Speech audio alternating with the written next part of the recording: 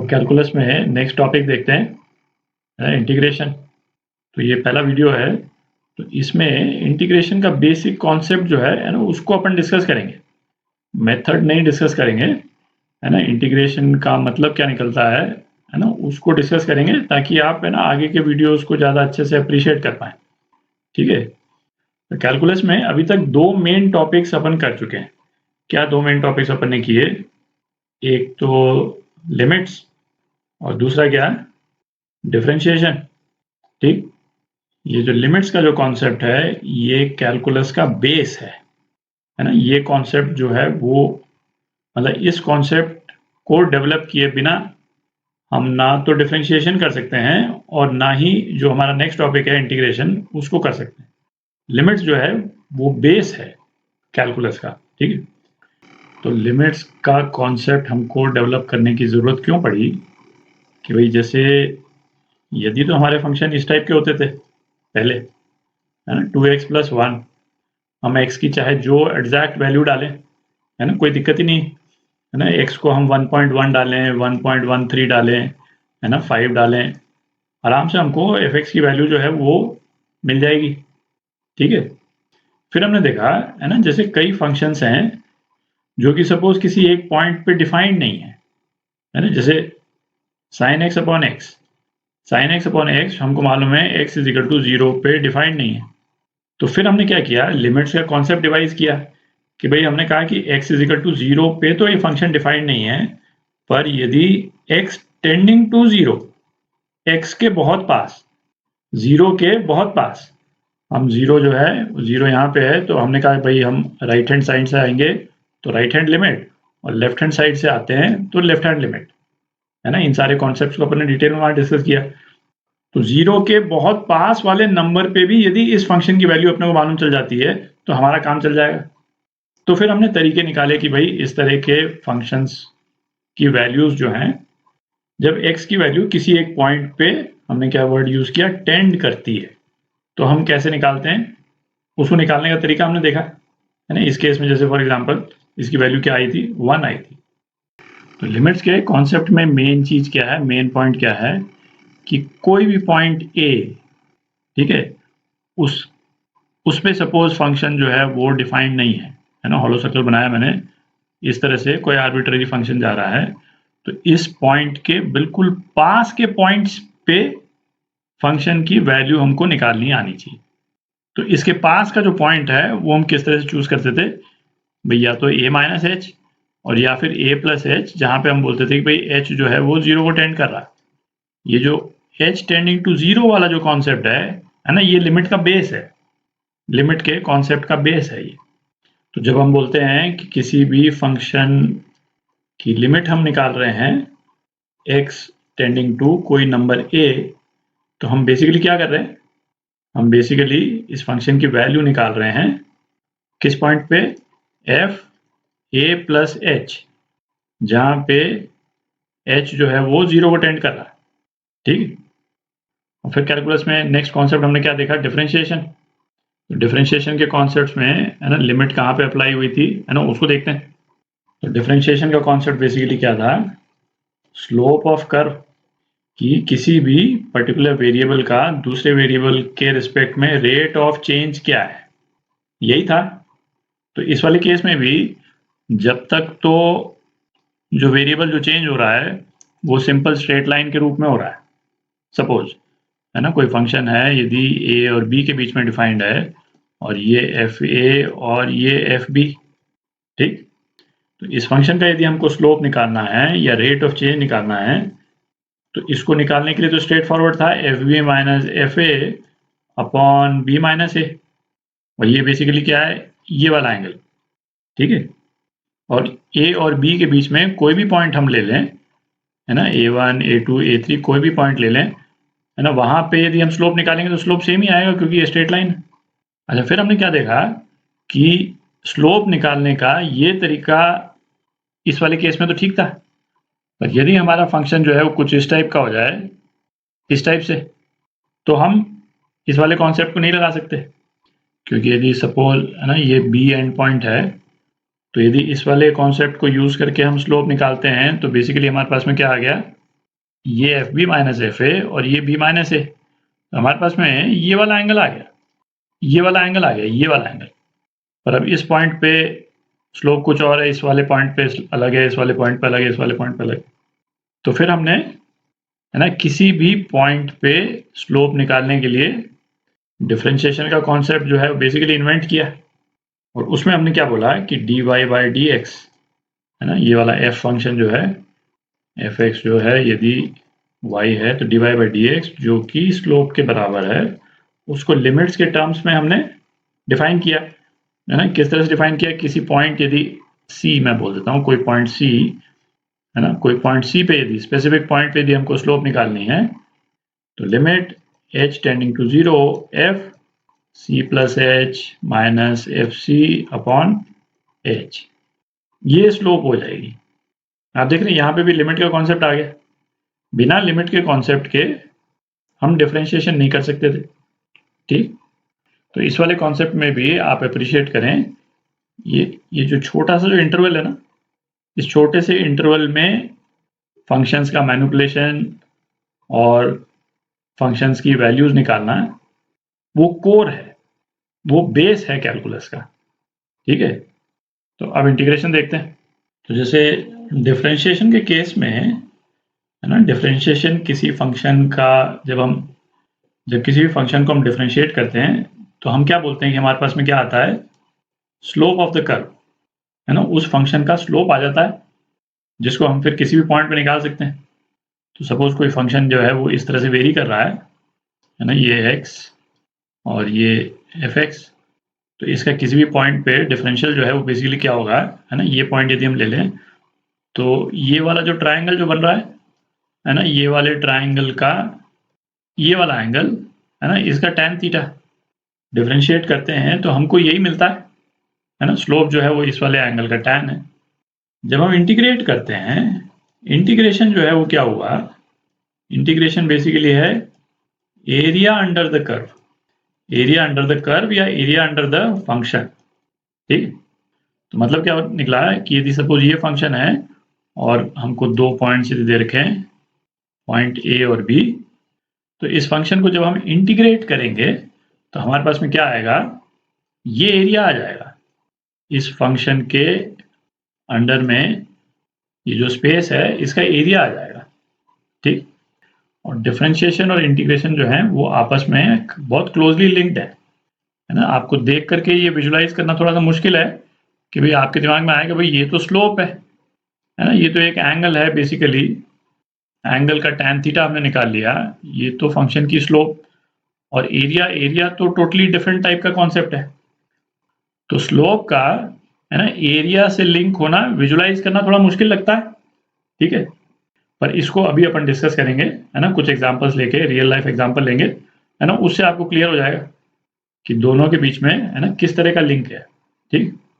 तो एक real life example लेते हैं, है ना, ऐसा एग्जांपल लेंगे जिसको आप विजुलाइज कर सकें, ठीक है, उससे आपकी अंडरस्टैंडिंग थोड़ी सी बेटर रहेगी। तो बिल्कुल सिंपल एग्जांपल लेते हैं। सपोज कोई कार है, उसकी वेलोसिटी है 10 मीटर पर सेकेंड, है ना, किसी भी एक पर्टिकुलर टाइम पे, time t is equal to 0 second पे 10 मीटर पर सेकेंड, है ना, ये इसकी वेलोसिटी है।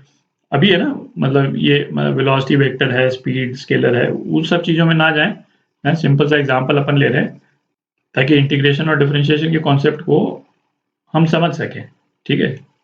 अच्छा, अब सपोज ये कार जो है वो टोटल 5 सेकंड चलती है ना, t1 इतना है और t2 जो है वो 5 सेकंड है, 5 सेकंड तक कार जो है 10 मीटर पर सेकंड की स्पीड से चली, तो टोटल डिस्प्लेसमेंट कार का, है ना, वो क्या हो जाएगा, 10 इंटू 5 50 मीटर हो गया, कार टोटल 50 मीटर चल लेगी, ठीक है। अच्छा, अब आप देखें ये जो 50 मीटर जो आया है, ये एक्चुअल में क्या है, यदि ग्राफ को यहाँ पे टाइम कर देते हैं, यहाँ पे वेलोसिटी, ठीक है, 0 से 5 और 0 से 5 सेकंड तक इसकी कार की वेलोसिटी जो है वो कांस्टेंट रहती है ना, जिस तरह से अपन ने लिया है 10 मीटर पर सेकंड, ठीक। तो ये 50 मीटर जो है बेसिकली क्या है, ये 10 है ना, मल्टीप्लाइड बाई ये 5, है ना, यही है। तो ये आप देख ही सकते हैं, है ना, ये क्या है, ये वाला एरिया है, देख रहा है। तो हम क्या बोल सकते हैं कि वेलोसिटी टाइम ग्राफ का जो एरिया अंडर द कर्व है वो हमको क्या दे देता है, डिस्प्लेसमेंट दे देता है। यहाँ तो वेलोसिटी कांस्टेंट थी, तो हमने सीधा एक जो सिंगल वेलोसिटी है उससे हमने मल्टीप्लाई कर दिया। बट एक्चुअल में हमने यहाँ पे क्या किया है ना, उसको यदि आप विजुलाइज करें, हमने बेसिकली क्या किया है, जैसे जो टाइम है ना, टाइम को हमने छोटे-छोटे पोर्शंस में तोड़ दिया, है ना। सपोज डेल्टा टी वाला पोर्शन है, डेल्टा टी के पोर्शंस में हमने इसको तोड़ दिया। सपोज 5 पोर्शंस में हमने तोड़ा, एक-एक सेकंड के 5 पोर्शन में तोड़ा, ठीक है। और हर सेकंड में जो कार की जो वेलोसिटी थी, है ना, उससे मल्टीप्लाई कर दिया। पहले सेकंड में कार की वेलोसिटी ने हमको इतना डिस्टेंस दिया, दूसरे सेकंड में कार की वेलोसिटी ने हमको ये वाला डिस्टेंस दिया। आप देख रहे हैं, ये तो वेलोसिटी कांस्टेंट है, पर सपोज किसी तरह से तीसरे सेकंड में हम कार की वेलोसिटी को यहाँ पहुंचा देते, है ना, 15 मीटर सेकंड पर सेकंड पहुंचा देते, इंस्टेंटेनियसली यदि पहुंचा देते, तो हमारे पास में एरिया जो है वो क्या आ जाता, हमारे पास में ये वाला एरिया आ जाता। हम तीसरे सेकंड के लिए इस डेल्टा टी, है ना, ये 1 सेकंड वाला जो डेल्टा टी है, इसको इस वाली वेलोसिटी से, है ना, 15 या जो भी है ना, इससे मल्टीप्लाई करते, ठीक है। अच्छा, ये तो केस हुआ जब हमारे पास में जो वेलोसिटी है वो कांस्टेंट है। भाई इस 1 सेकंड के लिए जो वेलोसिटी चेंज हुई, उसमें भी इस 1 सेकंड वाले पोर्शन के लिए तो कांस्टेंट ही है। सपोज वेलोसिटी जो है वो कांस्टेंटली चेंज हो रही है, तो क्या सिचुएशन होगी, है ना, उसको देखते हैं एक बार, क्योंकि वहां पे हमको इंटीग्रेशन की जरूरत पड़ेगी। भाई यहाँ पे तो हमको अभी तक इंटीग्रेशन की जरूरत नहीं पड़ी, तो हमने ज्योमेट्री से निकाल दिया एरिया अंडर द कर्व। अब जब वेलोसिटी चेंज हो रही है तब क्या सिचुएशन होगी, एक बार उसको देखते हैं। तो अब अपन सिचुएशन देखते हैं, कार की वेलोसिटी जो है वो चेंज हो रही है, ठीक है। इनिशियल वेलोसिटी सपोज इसकी u है ना। वैसे अपन, आप काइनेमेटिक्स में ये सब कर चुके हैं, तो वही सिंबल्स ले रहे हैं जिससे आप फैमिलियर है। और टाइम t के बाद में, है ना, कार की वेलोसिटी सपोज v हो जाती है ना, टाइम t के बाद में। और कार का एक्सेलरेशन जो है वो कांस्टेंट है, ठीक है, थ्रू आउट। तो v minus you upon T, ये इसका एक्सेलरेशन हो गया, ठीक है। ग्राफ में यदि अपन ड्रॉ करेंगे तो किस तरह का ग्राफ दिखेगा अपने को, इनिशियल वेलोसिटी u है और फाइनल वेलोसिटी क्या है, v। कब, टाइम t के बाद, ठीक। तो जैसा अपन ने पिछले एग्जांपल में निकाला था, है ना, कांस्टेंट वेलोसिटी वाले एग्जांपल में, यदि हमको कार का टोटल डिस्प्लेसमेंट निकालना है, तो वेलोसिटी टाइम ग्राफ का ये कौन सा ग्राफ है, vt ग्राफ है ये, है ना, वेलोसिटी टाइम ग्राफ इस तरह से बोलते हैं इसको। उसका एरिया अंडर द कर्व अपन निकाले है, तो क्या आ जाएगा, तो आप देखें, एक तो ये रेक्टेंगल और एक ये ट्राइंगल। रेक्टेंगल का एरिया क्या है, u इंटू टी, और ये ट्राइंगल है ना, ट्राइंगल का एरिया जो है वो क्या हो जाएगा, half of base, base time है ना, और ये क्या है, v माइनस यू है, ठीक है। तो अब आप देखें डिस्प्लेसमेंट जो है वो क्या आ गया, ut plus half of v minus you into T. और v माइनस यू जो है वो क्या है, v माइनस यू जो है वो at के बराबर है, तो ये क्या आ गया, ut plus half at square, है ना, ये आ गया।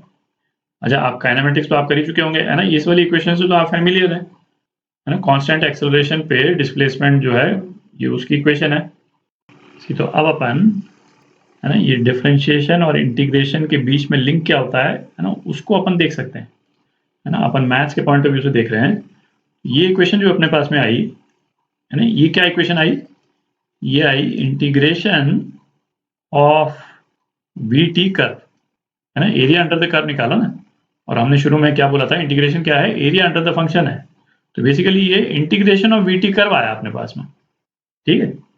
अच्छा, अब आप इस वाली इक्वेशन को देखें, v minus u is equal to a t, तो हम इसमें क्या लिख सकते हैं, इसको v is equal to u plus a t लिख सकते हैं, ठीक है। अब अपन डिफरेंशिएशन और इंटीग्रेशन के बीच का जो लिंक है ना, उसको देखते हैं। जैसे ये वाला जो ग्राफ आया ना, है ना, पैराबोला है, दिख रहा है। इस पैराबोला को अपन ड्रॉ करेंगे तो पैराबोला कुछ इस टाइप का दिखेगा, ठीक है, डिपेंडिंग ऑन कि हमने वाई एक्सिस पे डिस्प्लेसमेंट जो है वो किस तरह से डिनोट किया है।